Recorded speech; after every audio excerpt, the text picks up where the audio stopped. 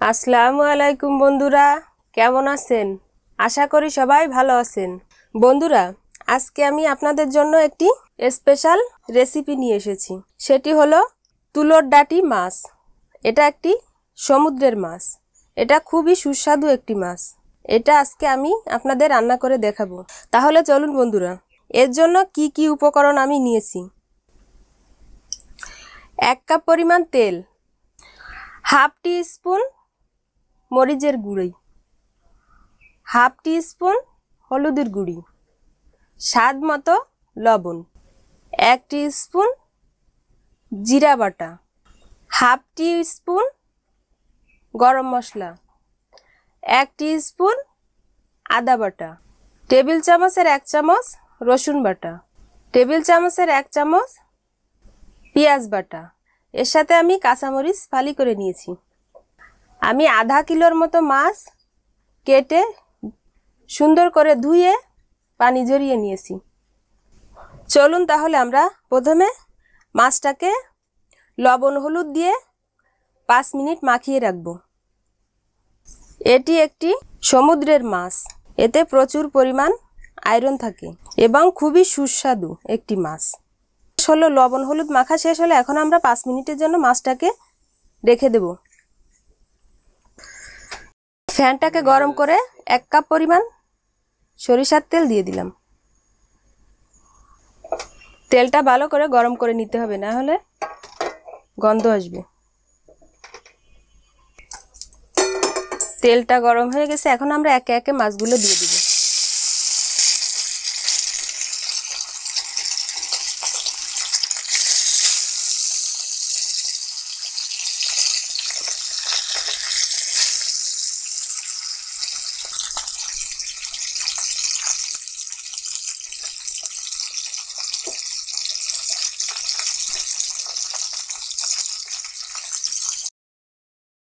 মাছটাকে ভেজে নিলাম।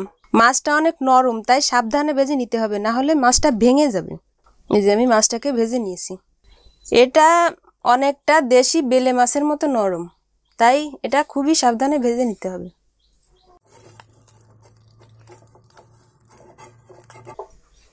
আমি এখন একে একে মশলাগুলো দিয়ে দিব।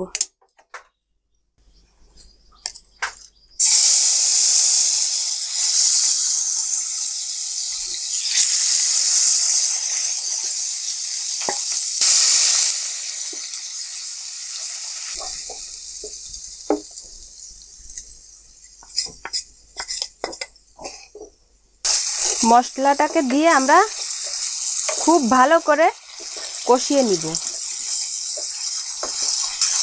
মাছটা তো নরম, তাই রান্না করতে বেশি দেরি হবে না।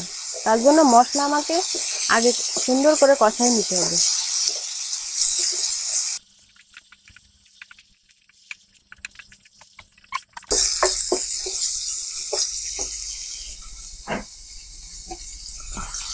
হালকা একটু পানি দিয়ে মাছটাকে কষিয়ে নিব, মশলাটাকে কষিয়ে নিব।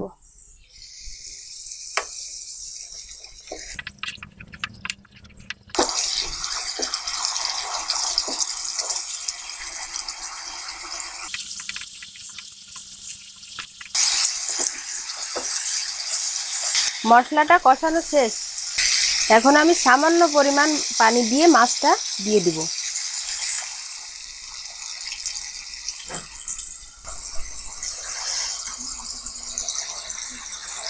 এখন আমি একে একে ভেজে রাখা মাছগুলো দিয়ে দিব।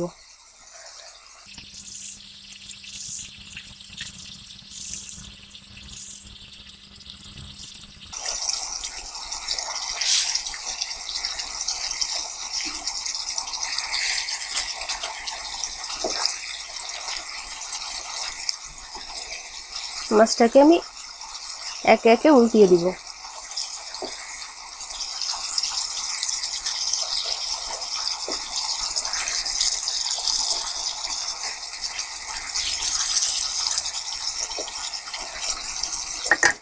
এখন আমি 2 মিনিটের জন্য ঢেকে রাখবো। 2 মিনিট পরে আমাদের রান্নাটা হয়ে যাবে। এখন আমরা দেখব রান্নাটার কি অবস্থা।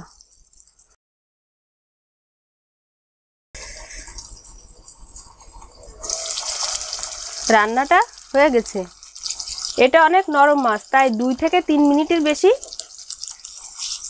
রান্না করার দরকার নেই। ভাজার সময় মাছটা অনেকটা সেদ্ধ হয়ে যায়।